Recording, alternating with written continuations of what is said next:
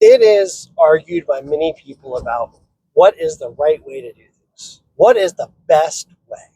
What is true? What is real?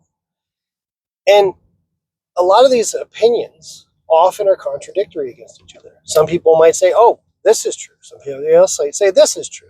Someone might say the foundation for something is true is that they heard it from God, or someone that they believe has heard it from God.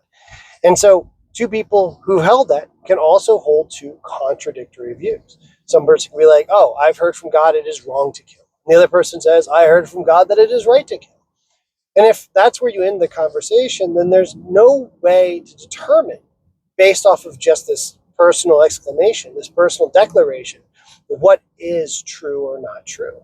So we have to go ahead, between the two of us, between the 20 of us, between the million of us, between the billions of us on this planet, have to go through and look at the data, look at the history, and determine the benefit and the cost of doing things, understanding what it is. Like if someone said, oh yeah, I can just kill anybody.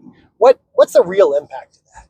If we're determining, well, you're not allowed to kill anybody, and then determining what the cost of that is, whether or not we can eat meat or not eat meat. We need to look at all of the benefits between doing those things and not doing those things, and be honest about what actually the data says.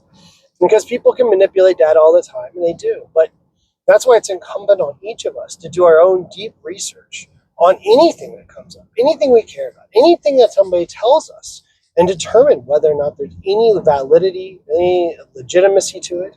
And that way we can hope to find something close to objective truth. It's impossible because everything is still filtered through our minds and our remembrance and our biases and etc. And we can go ahead and challenge those, and we can go ahead and try to overcome those, but we will never be free of those things.